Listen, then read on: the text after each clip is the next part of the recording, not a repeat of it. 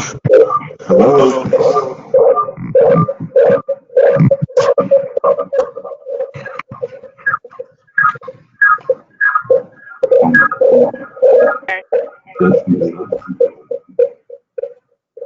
I think it's starting.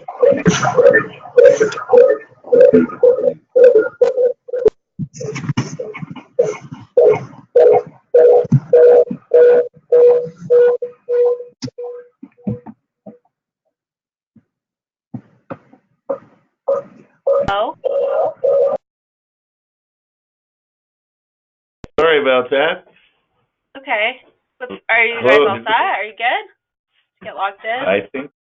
I think we're getting there. So, Okay. is this Corinne? Um, yeah. Good morning. Good morning. Are you fighting a little cold there? Yeah, I was out sick all week, so I sound really awesome. Oh, I'm sorry. That's okay. I'm feeling better today than I have been for most of the week and weekend, but yeah, Shadine and I are actually gonna tag team this one because I have a meeting at 11:30 and she has a meeting until 11. So yeah. Oh, All right. this happened.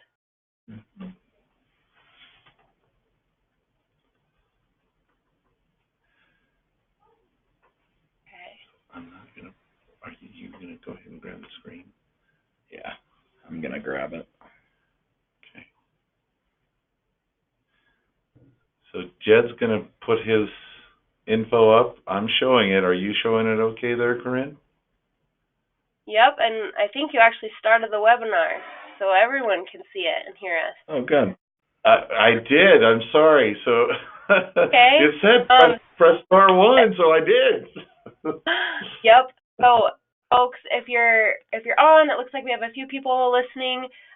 Just bear with us as Jed and Brad get set up, and then we'll kind of kick off the webinar.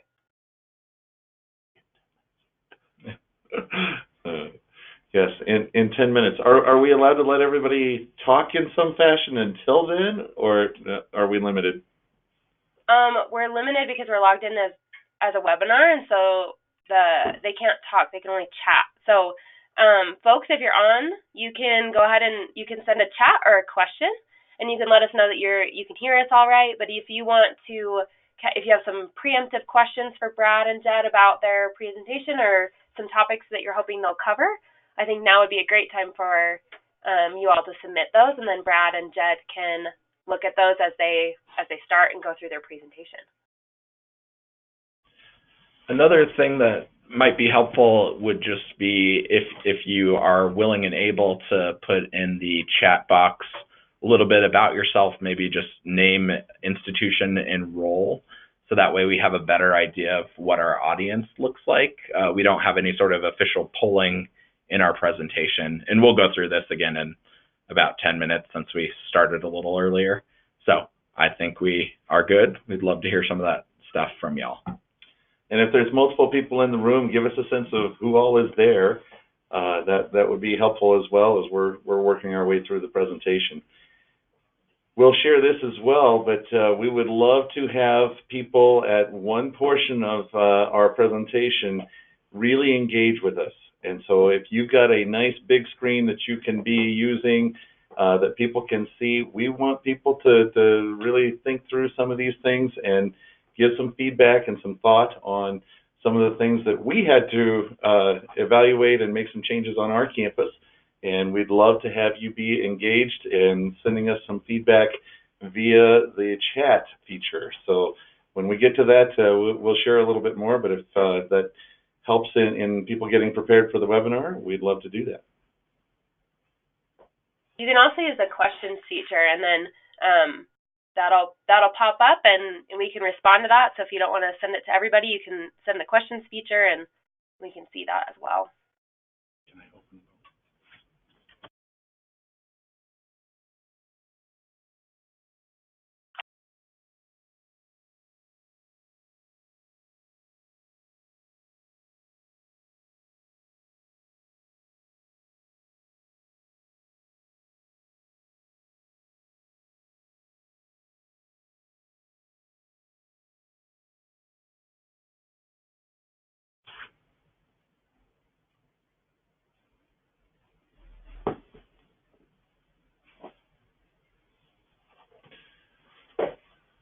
So, Corinne, how is life in Montana?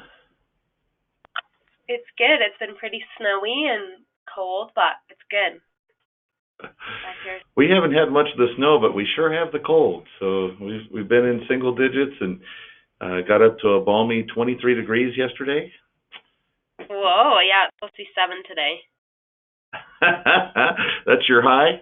High is 7.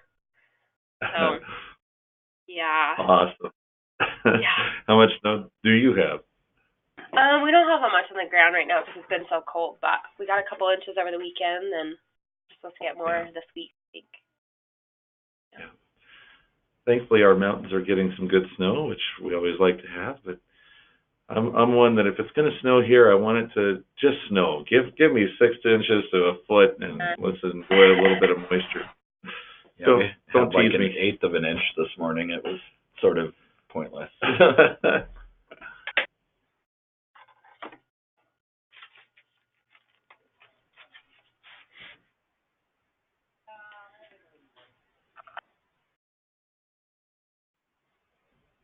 Nina, thank you for writing in. So we're glad to have you on the call. Like you're working on your radio DJ. Like, Nina, thank you so much for dialing in. Well, we can go back and forth and be radio DJs here. So apparently the University of New Mexico is having a snow day today. How lucky are you? Maybe.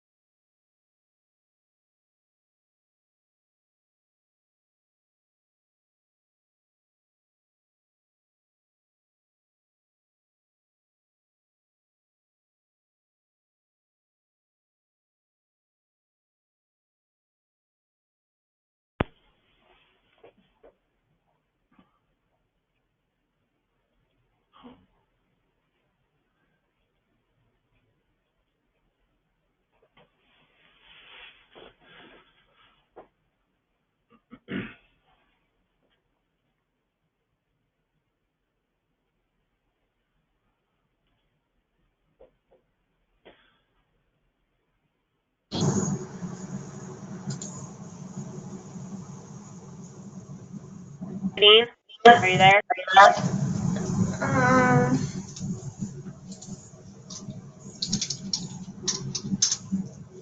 yes, but I can't talk to you. can hear you. You can hear me? Huh. It work? Everyone all- can hear you. Everybody Sorry. can hear me. Good morning, Shady. Good morning. I have no idea how this is working on my computer. What do you mean? Everyone can hear you, so. I know, what I'm saying is, like, I haven't called in. I've just logged on so I can watch it through my speakers. So that's why I'm confused. Oh, yeah, then on your computer. I what? Try that. Have a mic? My computer. This is scary. Okay, I just made myself a organizer on here too, so hopefully then that. Yeah. All right. Looks like we've had some more folks join us. So if you're joining us, that we're getting settled and waiting for other folks to log on, we'll kick off the webinar.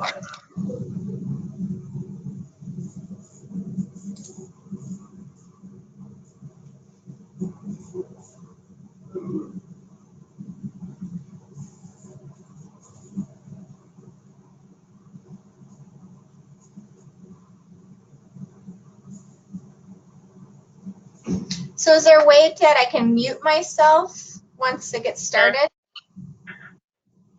Yeah, I mean, I can mute you. Oh, it looks like There you go. I figured out. Perfect. So I'm going to mute myself now because you're going to launch, right? Yep, I can launch and then I'll log out.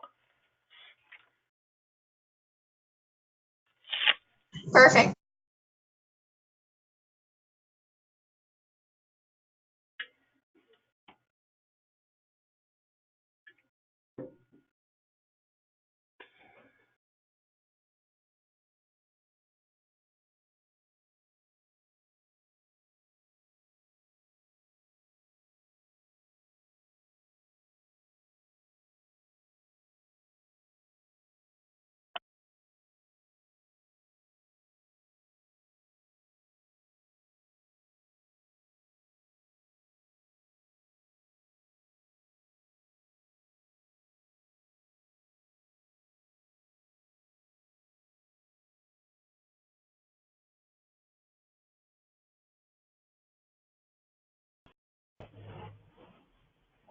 So good morning, everyone. Again, this is Jed Cummins coming to you from the University of Northern Colorado. We started errantly, just a little bit early, so some of you may have already heard this information, but we are excited to be presenting to you, and we'll get started here in just a few moments.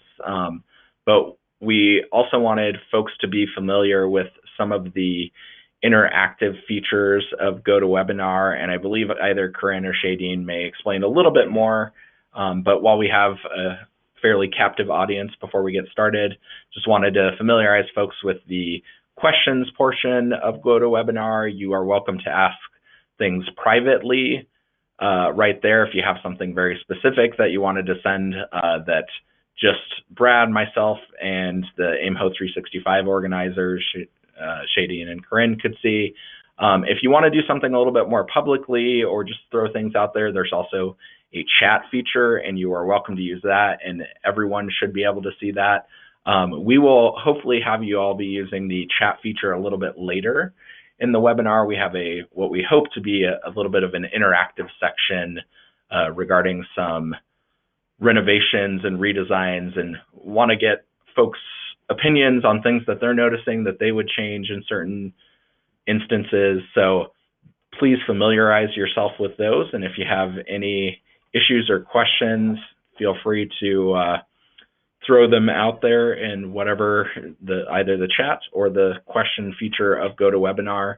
The other thing that we've asked is if you are willing and able, feel free to go to the chat feature and give out some information about yourself. If you are just solo here on the webinar today, feel free to throw that out there.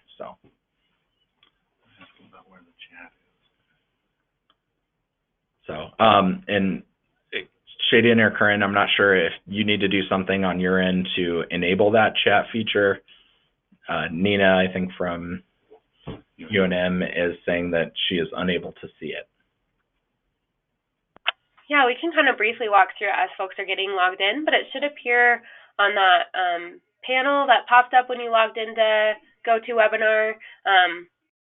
If you can't use the chat feature, that's okay. You can still use the questions feature, and we can make sure to repeat the question or have Brad and Jed repeat the question out loud to the group so that we can discuss it and they can address it as a group.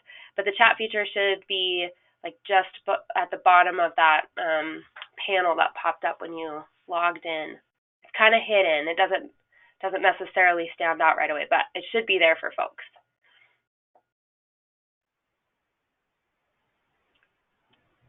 And I think since our time shows is after 11, we are ready to get started. So do whatever you need to do.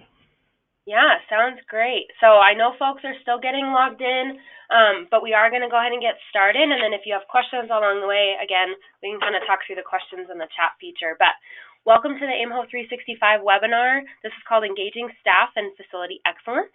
My name is Corinne Fagenstrom, and I'm one of the chairs of the AIMHO 365 committee. Just a big thank you to Brad and Jed for being willing to share this information as a webinar. And for those of you out there listening, we're always looking for more webinars. So if you are interested in presenting a webinar on some cool things that are happening on your campus, or really just about things that you've learned along your journey, we'd be happy to chat with you more. You can reach out to Shadeen or I. Our email addresses are on the aimho.org website. So this webinar should last about 45 to 50 minutes. I believe Brad and Jed have saved time not only in the end, but in the middle of their presentation for some questions, and are always willing to talk offline as well. We'll be taking questions during the presentation, and so many of you have found the questions feature. But if you want to go ahead and let us know that you can hear us, and then let us know where you're coming in from, so your institution, if you can give us an idea of your position and maybe your role with facilities, I think that will help Brad and Jed as they go through their presentation. Excuse me, I'm getting over a cold. So they also invited you to use the chat feature. The chat can be sent to all folks, or it can be just sent privately to the organizer, so you can choose which one you would like to utilize. And then feel free to tweet along. We have hashtag AIMHO, and you can tag us at AIMHO, and that will kind of help us promote our social media presence as well. This webinar will be uploaded to our YouTube page at the end, so you can always check it out later with your staff or share it with folks that weren't able to attend. Just please be checking back for more webinars. We try to have webinars every month. We have another one coming up in March that we'd love to have you join us for. And then at the end of the webinar, when it closes, you'll have an opportunity to give us some feedback. And so we would ask that you take that short survey and let us know what we can do better to enhance this service. So again, a huge thank you to Brad and Jed, and I'm going to turn it over to them to lead us through the presentation. Well, perfect. So this is Jed Cummins again, coming from the University of Northern Colorado. We'll do a more full introduction here in a minute, but thank you for attending our webinar, again, Engaging Hall Staff in Facility Excellence. So we have just a few learning outcomes today, and I believe in addition to this being uploaded onto YouTube, we'd be happy to share the PDF of our presentation with anybody who might be interested. And I think both Brad and I's contact information is out there in about a dozen different ways on the AIMHO website, so feel free to reach out to us in any way, shape, or form, and we'd love to talk a little bit more. We really have a passion for facilities and really making our housing look the best that it can. So hopefully that will come out in this presentation. So a few learning outcomes, would love for folks to review those, and from there we will take just a brief glance. I also want to add just one other feature here too. One of the things that I've heard so many times is people are trying to round out their experience, and this is an area that a lot of folks typically don't have a very strong experience, but there's ways that you can get it on any campus. And so that's really a little piece of what we're going to focus on today, because we want you to walk away from this to say, I have some ideas of how I can strengthen that I can speak to my facilities abilities whenever I'm looking at that next level position. And so that's a piece that we're hoping that you'll be able to take away here. So be prepared, keep engaged here. A little later here, we'll have you chime in and shoot us some quick little notes back from things that you see with whoever's in the room with you. We're thrilled to see that we've got a whole bunch of people in one room at the University of Utah. So we're glad to have you with us. So just a brief schedule, just to kind of give you an idea of how the program is broken up. We'll share a little bit about UNC and our facilities, and then we'll spend about half of our time talking a little bit about tips for frontline staff and their supervisors to foster that facility excellence environment within their residential facilities. And then our more interactive feature or section of our presentation will be about how would you redesign it. We'll go through a variety of types of areas in our halls and ask for chats or questions just to throw out some additional things that you all noticed. We would love to have that information. And then we've saved a little time at the end for buffer, as well as any questions that y'all may have for us. So again, I'm Jed Cummins. I currently serve as our Assistant Director of Housing Services at the University of Northern Colorado. I've been in a housing operations, housing facilities type of role, both as a grad student and now full-time for about 6 years. And if you'd also like to tag me in any Twitter questions or traffic, my username is @Linux. And I'm Brad Shade, and I've been in the field for a long time, so we stopped counting at 25 years. But I have grown a lot over the years, and I learned by just asking a lot of questions as well. And so I've been in what we call housing services here, and I've been in housing operations facility type of roles for a long time. But I came up through the ranks as an RA, an assistant hall director, a hall director. I did it all, so I've kind of had both sides of the house, which has been enormously beneficial. Both Jed and I have done roles on both sides of the house here, and so it's been very beneficial for us. As we say, we know what an RA deals with at night. We understand what a hall director is going to deal with. We understand those pieces and pulls, and people are still as students in a lot of those roles. So we have a little greater understanding than some people in these positions. So with that, we're going to jump in. We're going to talk a little bit about our story here, and the picture on your page there is showing a nice aerial view of our campus and a little bit of our fine city of Greeley when it's sunny. And then this is a picture of what it could look like now. We don't have that much snow right now, but it's something that we have a pretty nice campus here, and we'll tell you just a little bit about it here. We've got just under 13,000 students here and 3,500 beds, and so it's not a huge operation, but not a small one. And we've got a little over 1 million square feet that we try to take care of between all of our facilities. You'll also notice on that third bullet there, we also have 10 houses, as the university has acquired homes. A lot of institutions deal with that. We actually are about to get another one back here that we had given away at one point. We also have a retreat center that's up in Estes Park that we manage, and it's a little slice of heaven that we really enjoy with 80 acres up in Estes Park. And then you can read through the staffing that we have down below here, and we're going to keep on trucking here. So one of the things that we really wanted to do today is talk about some tips for frontline staff and supervisors and how you can navigate your everyday work life. So let's jump right into this. So one of the things that I highly encourage is to have something of a walkthrough of your facility. And I would say this has to happen weekly. Does it always have to happen on Monday morning or whatnot? Not necessarily. I think it's good for you to get out at different times. But this is a piece where we love to have people who are paying attention to the details. So some of the details that we see here, we're talking about fire safety equipment. And especially like fire extinguishers, is everything in the range where it should be? Making sure that your closets are closed that should be closed. Closets are locked that should be locked. Making sure that there's no ability for people to get into places and spaces that they should not.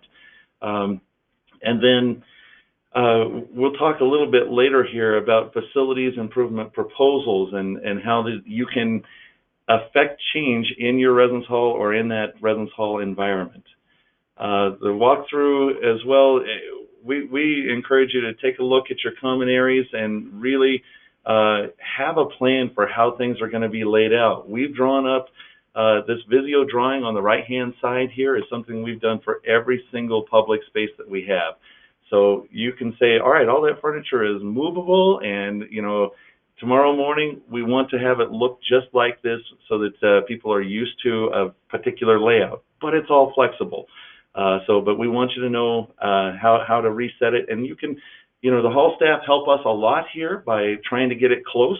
We'll get it the rest of the way. Usually it's custodians who are giving it the final push to get things back in place. But anyway, that's one of those tools that we have really enjoyed that has been super helpful to us. Taking a look at your vending equipment, make sure that it's operating the way it should. On some campuses, that's actually part of the housing function. On a lot of campuses, it's not. But in our view, I don't want a vending machine out there that doesn't work and doesn't work well. We had one just this last fall that was just making this horrible noise. And we said, okay, we're unplugging it. I'm not going to do that. You need to get this fixed immediately because I need this to be a quiet study space here or living space. So keep up with those sort of things. Desk equipment. We offer a number of things, and most campuses do, for cleaning equipment. And that's something that we need to make sure that cleaning equipment is kept up to snuff. And so that's partially just communication. On our campus, our custodians do a lot of that cleaning out of vacuums and restocking of the supplies that students are going to run out of. But there needs to be a routine to that. There needs to be some regularity in making sure that everything is kept up to date and you have everything that students need to function. We bring in extra cleaning supplies at closing. We take out the extra dollies and carts and so forth after closing. So having a plan for all those things so that you can say, I should expect that I'm going to have X amount of carts to navigate a move-in process. And then the last one there is work orders and work order requests. You're going to notice things, and there's pieces and parts that are going to break, and you're going to have that drinking fountain that's going to be dripping. And we want to make sure on our campus that doesn't drip any longer than it has to. And one drip is too many. That's something where if it's not sealed up the way it should be, it's sending a message about what's important to us. And so we on our campus have said, if something hasn't been fixed in a reasonable amount of time, we want it turned in. And so we're expecting that people will call us back on those things. You want to add anything on that? No, I think that's great. Okay. So another thing that we have started to do here at UNC is to develop a periodic work order audit process. So making sure that our staff at a variety of levels, whether it's our hall staff, whether it's our custodial ones, the folks that are out cleaning the buildings every day, are aware of open work orders in their facilities, as well as open work orders that may be assigned to them for our staff, and making sure that things are taken care of in a timely manner. That just staying on top of those lists, whether it's through your facilities area, if that's external to your department, or internal, could also be with your IT area, if you, like us, have an external laundry vendor, or have an internal crew that is doing things like moving your furniture around and making sure that appliances are working well. You want to check with all of those different groups periodically to make sure that things are looking good and making sure that things are taken care of in a timely fashion and closed out so that the folks who put those requests in are made aware of them very quickly. You can see an example of our report here on the right. And a goal that we have for the future is to make sure that at the end of the year, folks are auditing things. If they are not complete, that we reprioritize those things with our partners in our facilities management area.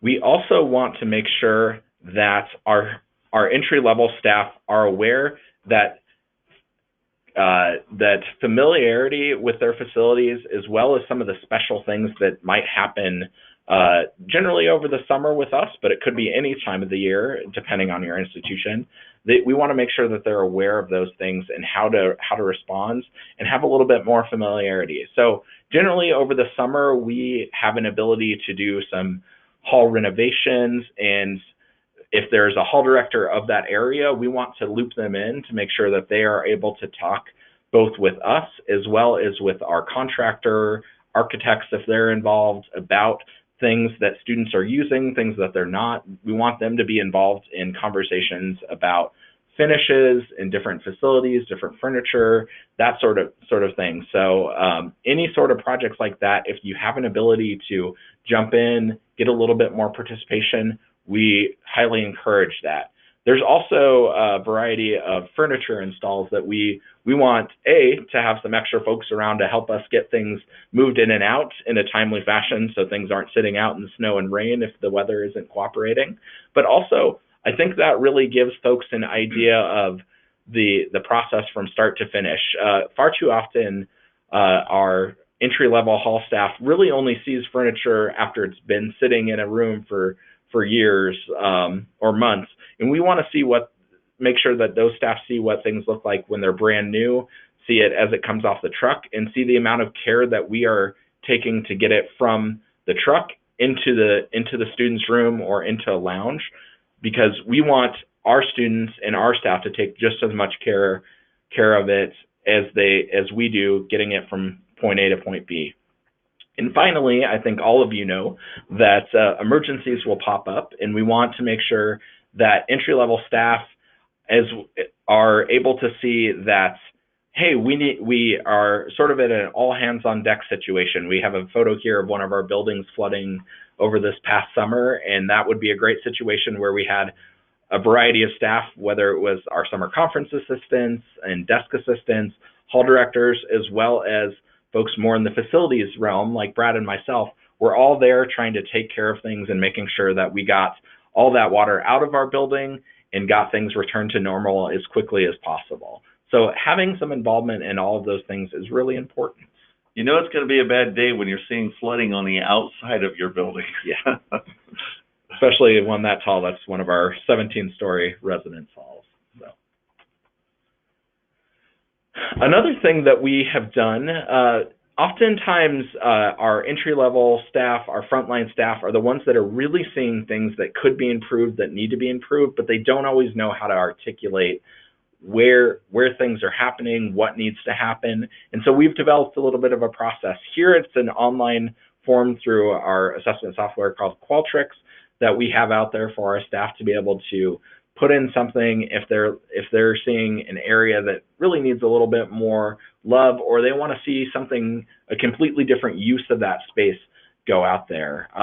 So if somebody thinks that a front desk needs to be improved, or if they want to see a lounge kind of converted from a study area to more of a social area, that would be a great example of a way to do that. And they could give us that information, and then we can work with them to develop a little bit more of those things that we need to take a project from its conception to final implementation. Things like figuring out the scope of work, making sure that this is something that students want, figuring out who needs to be involved in those decision-making processes, and also developing some of those things like before and after photos, floor plans of what we're looking for. And so this is a process that we've developed at our campus to make sure that staff from the RA level on up to the director level have some insight into how to make things happen on our campus.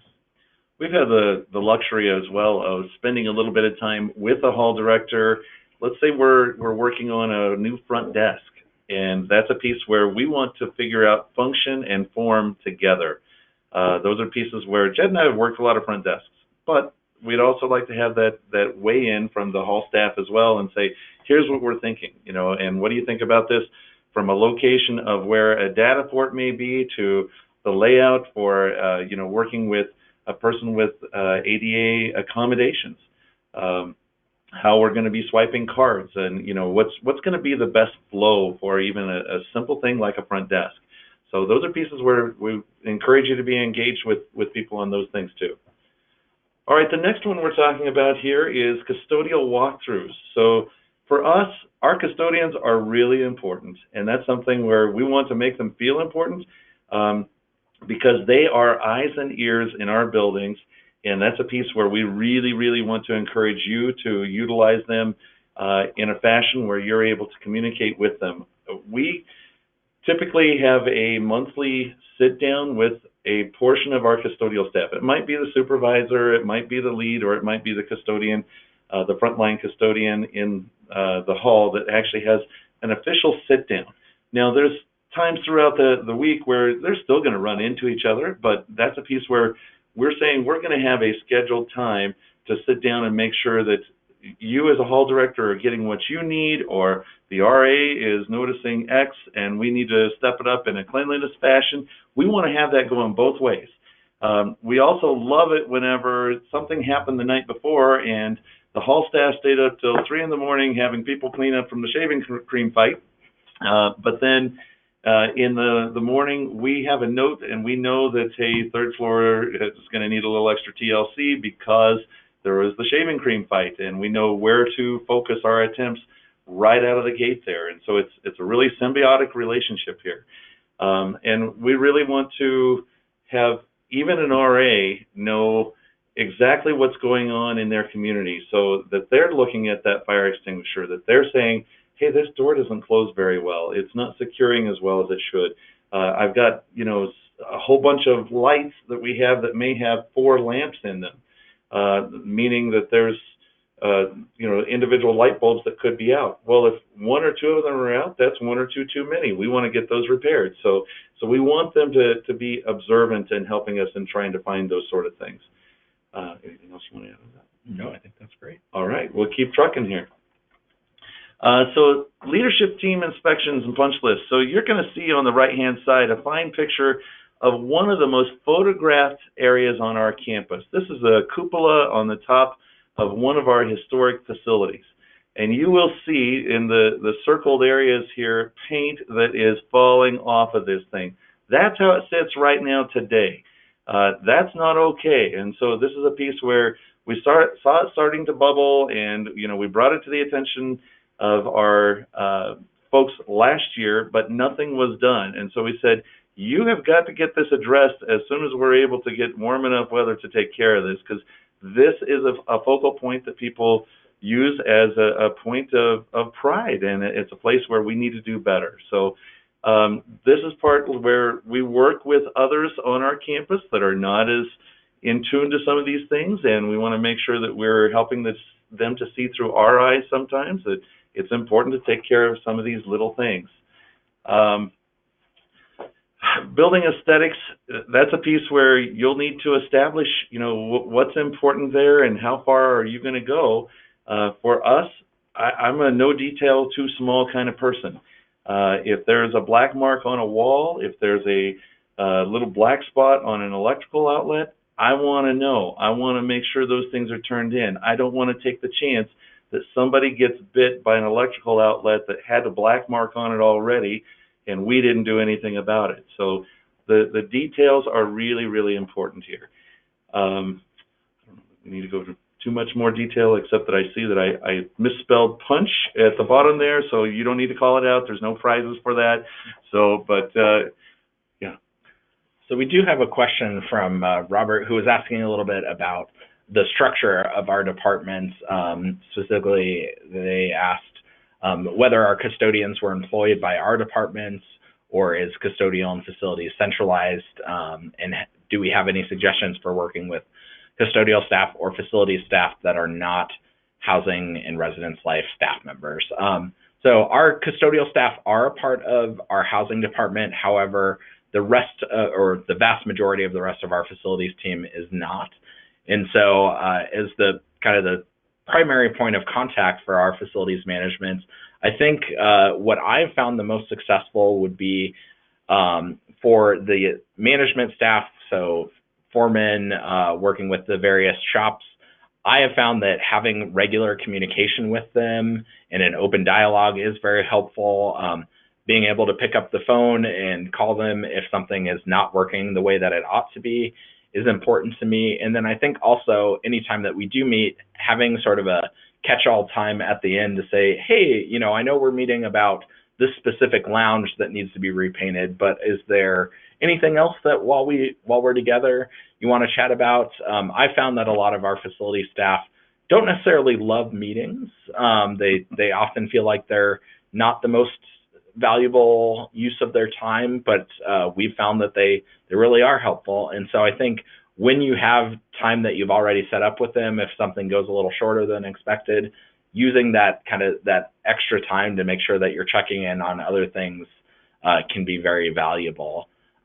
We have the luxury of having our custodial staff work within our department, so I don't know that we can speak as much to that, but I imagine that from a previous institution that some of those same things would work very well in terms of making sure that you have that regular communication. Thinking back to some of my MBA classes, communication is usually the first issue in any organization, so that would be certainly my suggestion there. And Robert, if you'd like a little bit more information about some of the things that we do on a weekly basis, monthly basis, so on and so forth with our facility staff to make sure that we are openly communicating, we'd be happy to share that one-on-one. So feel free to reach out in any way. So the last thing that I'm going to hit on this page too before we move on is when we have projects and we're trying to do a renovation, an upgrade, or whatever it might be, we love for the hall staff to get their eyes on it. And Jed kind of alluded to this earlier here, but this is something where we love to have staff go through and do punch list with us to see what kind of level of detail we get into in terms of, all right, is that paint job acceptable? We're seeing a little streaking here, or it looks like they did a little touch up and it doesn't match the whole wall. It's kind of flashed. And so those are pieces where we love to have hall staff get their eyes on it with us, and they help us at the same time, but it's something where I think the perspective is really, really beneficial. All right, let's go ahead and move on here. So the next document here that you'll see is our All Shops walkthrough. So this is a piece that we are not, I don't think there's a lot of campuses that do it quite like what we do. But at the end of every academic year, every May, we go immediately through and we send every trade through every room, every apartment that is open. Now, we've got some apartments that do not open and so forth, but we spend some bucks on this to have what we call an All Shops walkthrough. And you can see on the form there, it's listed out by each of the different trades. They go through, they check everything that is their respective responsibility. They initial it and date it and sign it off. And if there's something that still wasn't right, they put some comments in there for things that we may need to come back and address later. This is something that we also do with our in-house custodians who are taking care of the cleaning, the floor care, our utility crew who's looking at appliances and furniture, anything like that. So we try and catch everything. And then sometimes there's just some quality control things that we say, all right, we've cleaned the carpet, but it's looking rough.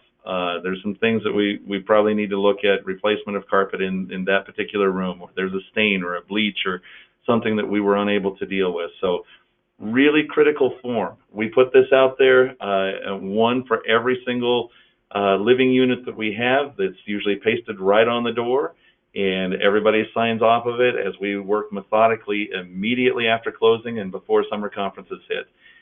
That's a massive expense for us, but it's a really important process that has worked really well for us as well. Anything else you want to hit on that? I don't think so.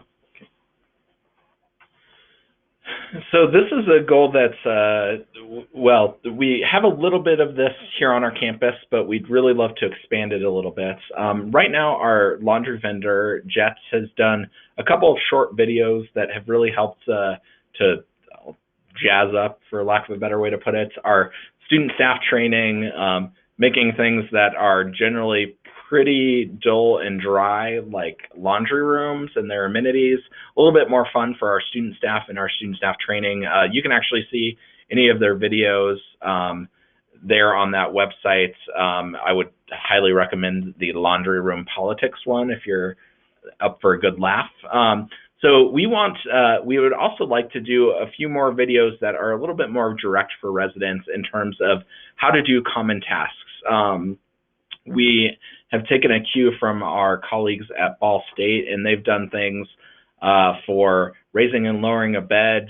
We have a goal to develop one for how to clean out an oven, because we've seen sort of a large number of people who are saying that, oh my gosh, my oven just lit on fire, sort of things. And so making sure that people don't just feel like, oh, I can turn on that self-clean when it's full of grease and expect it to not start a large fire. So that's those are a few things that we're looking to develop in sort of in the early stages of. We also want to encourage our hall staff and our frontline staff to clean up where they can. This is just a small example of that. We've got quite a few TVs in our lounge spaces, and most of them have an access panel. You can sort of see an example of that in the lower left photo. But often our students aren't aware of those, or are, just kind of initially going through and pulling out cables from behind TVs to connect gaming systems or streaming devices or laptops to watch a movie or play a game with friends. And so we want to make sure that our hall staff are cleaning those things up, making sure that our first impression when you walk into a lounge or another facility is a good one, and looks a little bit more like that TV on the lower right than the one up top there with a mess of cables hanging out. And we also want to help to train our students to make sure that they're aware of, hey, if you need to connect your TV, here's how to do it, whether that's with a small sign on the interface panel or whether it's on the TV, just directing folks of how to get things done so that way they can use those amenities that we've already put out for our students. This next one here is something that's kind of grown out of some fun things that have occurred. We have had what we call beautification days, where we have worked with volunteer groups. Sometimes it's student groups. We've actually done it with our Air National Guard, that they have some service days that they wanted to do some things, and so they worked with us in some plantings, and it now has become just part of our culture that we do some things to put potted plants out at a whole host of our entries, and so we spend a little extra time. It's doing something a little bit different than what everybody does every day. And it's something where we've kind of expanded a little bit more each year. And now this year we're going to get into some hanging pots as well. So, but having something to beautify our entrances, especially over the summer. And we have a whole host of guests, as most campuses do, of people who are here for summer conferences and people who are looking at the institution. And so it's nice to have a little something special out there. We take these away usually around late, usually it's in the October time. The plants are usually starting to struggle because it's getting colder out, and then we clean them out and we do it again the following May. But that's a piece that has been very well received, and people have said, I love it. And a couple of these don't show the color as well as they really should, but there's a pretty good pop of color that we put into each of those, so people get a chance to see something that looks fresh and green and a little bit lush right at the building entries there. Yeah, to add a little bit more to what Brad was saying, these are all day one photos of our flowers. So what you can't see is that there's our golf cart that we delivered them on right out of frame on all those photos. So I'll have to get around and take some photos a little bit more into our July timeline to see what they would look like afterwards, to kind of give you a day one and then later on in the summer. One thing I wanted to address quickly before we move into our next section is a question from Jenny about I believe it was about our all shops. Brad, I'll read it out, and if you want to kind of give a little bit more of an answer. She says, love that all team form for room inspections. Have you ever had any issues with privacy or billing, i.e., can all residents see what is listed on the form, and if so, is this ever a problem? So. Yeah, and I may not have explained that very well. This is typically after everybody has left. And so it's a building, as people are leaving throughout the finals week, we may put one up on the door, and yeah, it's on the outside of a door, and that tells our trades that we're able to go ahead and hop into some of those rooms. We don't do a lot of jumping into rooms unless it's for something where, hey, we're going to put a staff member in this room immediately. We need to try and get this room clean so that they can move immediately out of their room, and it creates a little bit of that domino of moves. And I hope I'm understanding the question properly here, but with the things that are written on there, it's usually things about stuff that we need to do. It's more for the university to address. It's not something As people are checking out and there's something that they're billed for, that's a totally different process. So that's on the actual checkout, and that documentation is kept private. So people don't know that Jenny is going to be billed for XYZ. So this is more about how we are trying to make sure we get the place back into shape. You want to add anything to that? Not necessarily related to that, but one thing I will point out is you may feel like we're being a little micromanagey if you look at the details of that form. We have for custodial staff as well as our floor care, which is also a custodial task, we have a time started and a time completed on there. That's something that we've actually implemented this year to help us better plan for how much time an individual building is going to take. We recognize that, sometimes a room is left really great by students and sometimes it is not. And so we want to make sure that we are allowing all of our custodial staff enough time at what is often our very busiest point of the year as they are cleaning for move out, as well as trying to prep for the onslaught of summer conferences that kind of comes up very quickly. So that's the reason that we have that information in there, just so we are able to get feedback year after year of what does a building of 50 people really take to clean versus what does another building that may have bathrooms in it take to clean. So we want to make sure that we're allowing enough time there. So that was something that kind of caught my eye as we came back to this slide. Yeah, excellent point. And we use that for the production planning, and it really is beneficial for us to have an idea. We're doing it again this year because we're looking at a slightly different process in terms of how we're going to get things clean, looking at some external resources that we haven't used before. So that's going to change our timing a little bit. Okay, so this next part, this is where we really would love somebody to be sitting at your computer and weighing in at some of this. We'd love you to use the question tab there as a place to throw things out there. We're going to put some things on the screen where on the right-hand side of the screen, it will show the design of the room. We'll just pop it up there. This is the layout of the room as it was before. And so this is where we want you to closely look at it and, give some feedback of how might you improve this room. So this is something that was an older facility built back in, let's see, this was 68. So it's got a little bit of time in there, but you've got, you may not be able to read terribly well, it's a built-in desk there that's at the very top of the picture there, or the very top of the drawing. So, and we'll scroll through a couple of pictures here, and we, at this point, would love for you to say, how would I improve that room? What would you do? So, bounce through. So this particular picture is used to be a kind of a servitor type of insert there. Used to actually have a working stove in there, and it does have a sink at that point and some shelving above, a little metal casework. So Jenny's thrown out to cover up those cinder blocks. I agree. Any way that you can get rid of your cinder blocks is a good thing if you can afford it. That's excellent. So the next picture that's on the screen here, that's a built-in wardrobe, and they've got 3 doors. They're all sliders there. And one of the other challenges with this is if you look at the top of the picture there, you will see that there's a fire sprinkler line that runs right through that closet. So, which obviously complicates things. All right, and then this is that built-in casework that we were talking about there.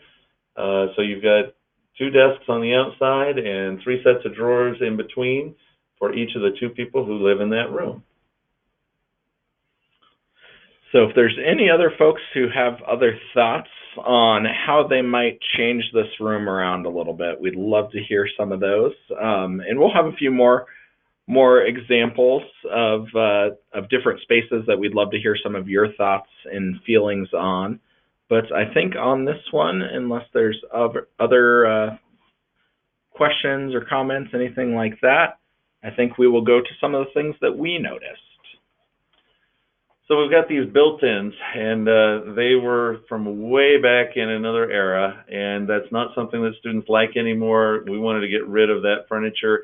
It also really limited the layout of the room, of how a student could customize their room a little bit there. The rooms also, you know, you've got that big old wardrobe. I wanted to totally just pitch those and start over, but the complication with the line that was in there and the cost of trying to replace them did not allow us to replace it at this particular juncture here. You did notice maybe some wall shelves, if you want to go back a picture there. So those were attached up there. Students used them somewhat.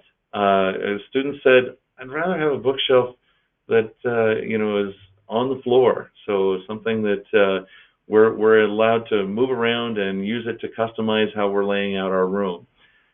The door, or the rooms themselves, you'll notice were fairly dark. The dark wood in there. There is actually a light at the very top above the window there that's behind, there we go, on that skirt that's way up there, and that had a light running all the way across it there. So pretty limited in lighting there too. You called out the cinder block walls. Oh, here we go. We've got more coming in from Jenny here. So remove the built-in desk dressers. Good job. Supply movable and loftable furniture. So absolutely. So those are pieces that we wanted to do. That little kitchenette thing that we had in there, that serves no purpose except for storage. So we said we could probably do something better with that space too. We'll show you what we did in just a few minutes here. And then the flooring itself, it was the VCT, and that's something that when you've got tile on the floor, it just makes it loud. And so it made it easy to clean, but it didn't allow for probably the quietest environment for our occupants in there. So, and then the bathrooms themselves, you probably can tell from the little drawing there, that is a shower that is round. So you literally would walk into the shower and kind of around a little bit of a corner there, and then they didn't have to have a shower door or anything on it. It was just something that would, it gave you privacy while you were in there, but it was an awkward shower at best. So we'll keep trucking. So here's some of the things that we did, and we've kept a list up of the things that we were trying to address, and we were able to get quite a few of them. Brad, I think, has alluded to some of the things that we were not able to get done in our most recent renovation of this facility. But you can see that we have made sort of a half wall.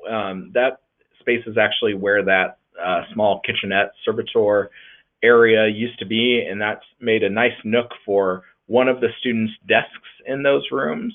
You can also see that we've done some painting and a little bit of drywall, and where we were not able to cover up some cinder block, we were able to do at least a little bit of an accent painting to try to minimize the feel of those cinder blocks.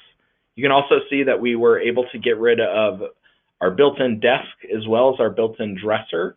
From this photo, we added some underdressers that students are able to move around, use a little bit more in their own way. Yeah, they're stackable as well. They can step on them to get into bed. And then, of course, the desk with the chair there is visible. We were able to put in a larger 48-inch wide desk, where before it was that long shared space all the way across the end of the room. Here's a different view. We also added that bookshelf that Brad was mentioning a little bit earlier. Did a little bit of painting to just brighten up the whole space. Not a stark whites, but a little bit more of some yellow cream tones in there to kind of feel a little bit more like paints that are, popular in the, past the 1970s there. We also were able to do some things with our drapes. Our older drapes were a very rough, kind of canvasy feeling fabric, and were fairly translucent. Really what you think of when you think of residence hall drapes is sort of it meets fire code and covers the window so people can't see in, but that's about it. And we were able to upgrade to a very nice, it's a near blackout sort of drape in some of our facilities to give students a little bit more privacy, a little bit more control about how much light is coming in on those areas. That's an interesting one as well, because we at first were saying, let's use a little bit more modern window covering or whatnot. we took this to students and said, what are you thinking? What would you like? And once they saw these drapes, they said, we love these. This is something where I want to take a nap in the middle of the day, I can do so. It gave total privacy, but allows us to have a good amount of light. We were really particular about having rods that would extend beyond the edge of the windows such that they can get full exposure of the window. The old ones really limited how far you could actually pull those drapes open.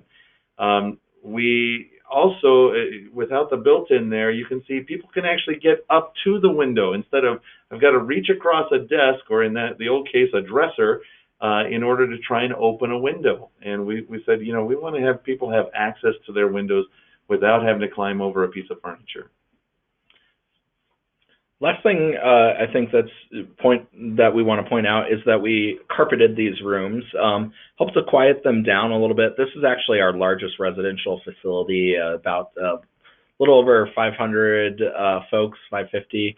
And so that really helps in this community, just to make it a little bit more quiet, let folks enjoy things in their room, but not necessarily enjoy things from 3 or 4 rooms down the hall.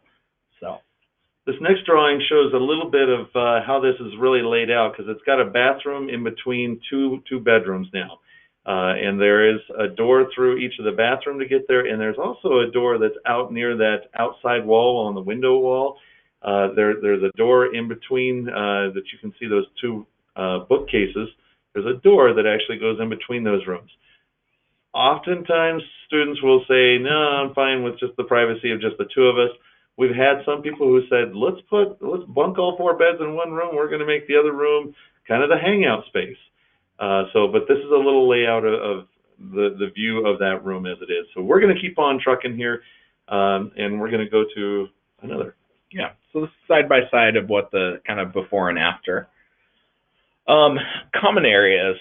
So we've got a variety of eras of photos here, but here are some of our common spaces.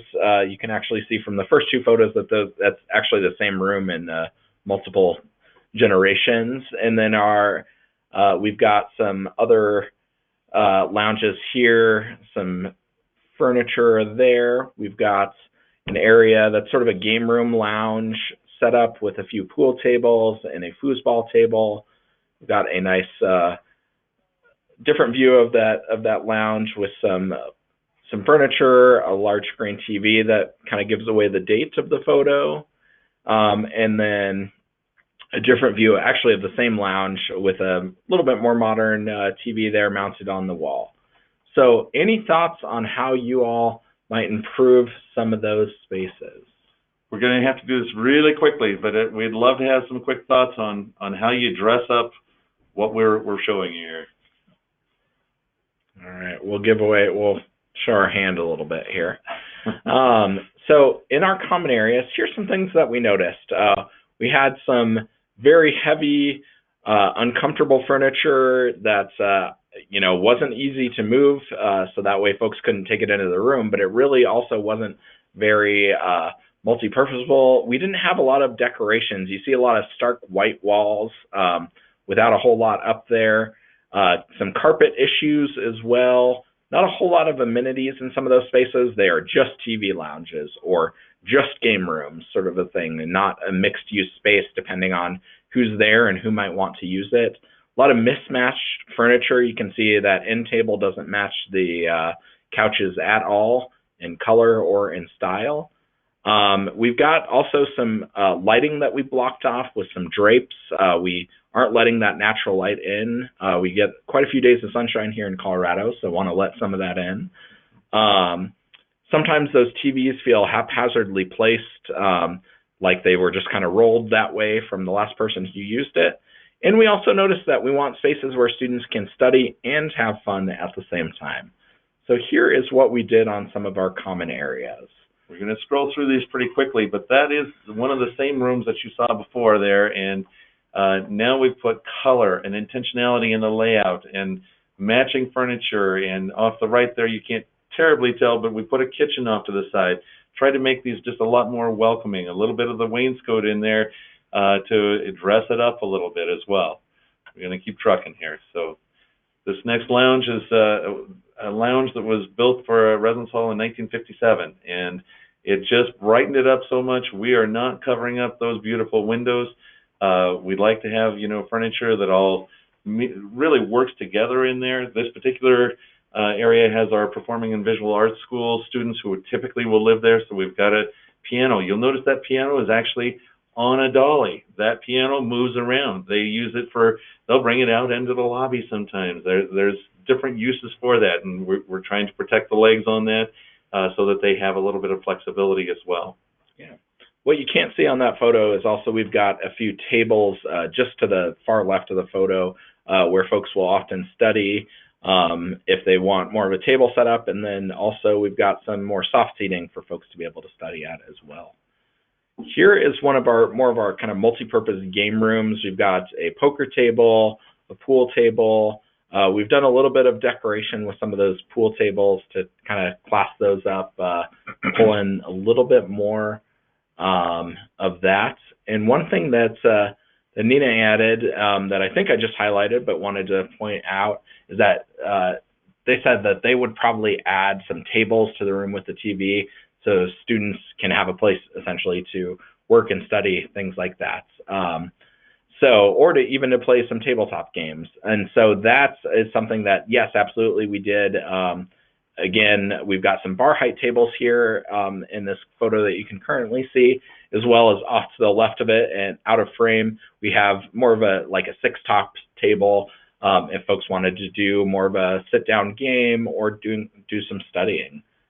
We also added some amenities.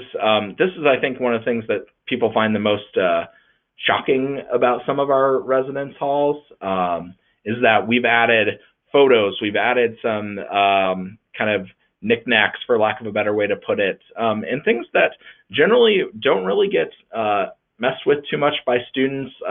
We find that if we are keeping things out there and up to date, if something is broken, it gets removed and repaired or removed and replaced pretty quickly, and folks don't really mess with a lot of those things. So you can see we've got photos out there, we've got vases, we've got books in some areas, quite a few different things.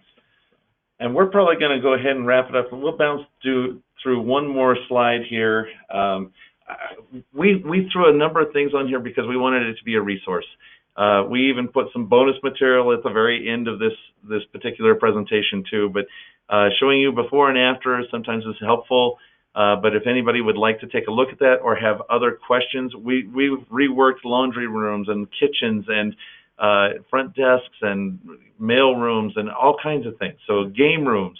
But these are all pieces that we have found very helpful to try and make it a more usable space here. So John Merchant says, how many years and cycles do you expect to get out of your furniture, game tables?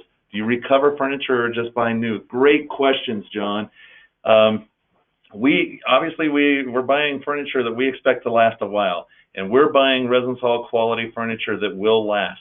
A lot of the furniture that you're seeing in here, the new pieces that we've put in, is sustainable furniture. It is something where we've been buying from Transformations, and Transformations has a furniture that if an arm is cut, somebody marks on it and you can't get it off, you can just replace one arm cover. You don't have to replace the whole thing. We typically buy extra fabric so that we can say, hey, we'll send it into the factory and say, make us one arm here, and they can make it and shoot it back to us within a few days. And so that's been phenomenally helpful. We also realize that some things will just ugly out over time. It may not even wear out. And oftentimes with that furniture, we're on our second generation on a number of the recovers of those pieces of furniture. So that's not going to a landfill. We're just throwing off the cover off of it, put a new cover on, make it nice and tight, and we're ready to go again. So anyway, great question there, John. I'm sure we could get into more, but I think our time is pretty well spent here. And so I think with that, we'll see if there's any last questions that you want to shoot our way. Want to add anything else to that? I guess one extra thing that John had asked was specifically about our game tables. We have seen on specifically our poker tables, We've had to do a little bit more work on some of those. That was something that there's just not a whole lot of great options out there in terms of commercial grade things that are going to last. So we've really tried to keep up with maintenance issues on those. We initially started with more of a rolly kind of chair that you can see in this photo, and eventually had to swap that out for a more commercial grade chair from one of our vendors, Solder, to kind of accommodate those needs. In terms of our pool tables, we do and budget for an annual recovering, reaffixing of pockets that may have come off, other things like that. We budget for a few a year. We have, I want to say maybe, I'm spitballing, 8 tables out there, and we try to make sure that we're hitting at least 4 of them a year. We also really work with our students. A lot of our pool tables are in monitored areas, whether they're within view of a front desk or in an area that we happen to have a camera in, to make sure that folks aren't trying to move those tables, perhaps breaking legs on them, breaking the slate underneath the pool table surface, that sort of thing. So those are some of the things that we do specifically with those game tables. So, Corinne, would you like us to cover anything else? might be shading now. Might be shading, yeah. Yeah, it's Shadeen back on the call. Thank you very much for your guys' presentation today. It's been very insightful, especially for a small campus like mine, getting some ideas of even just the little things that we can do with a limited budget. So thank you so much for taking the time to put together this information and sharing it with the region. I would like to remind everybody on the webinar today, we do have another webinar next month, so please be making sure that you're touching base with the aimho.org website often for upcoming webinars. And should you or you know of anybody that would like to present for the Aimho region, please feel free to let us know or submit the request online through the aimho.org website. Again, a big thank you to our presenters today for taking the time to put together this session and share their knowledge with us in the region. It's been very insightful. So thank you guys, and everybody have a very nice day. Yes, thank you. We appreciate all the engagement too. With the questions and comments were much appreciated. Let us know if we can assist in any other way. Bye-bye.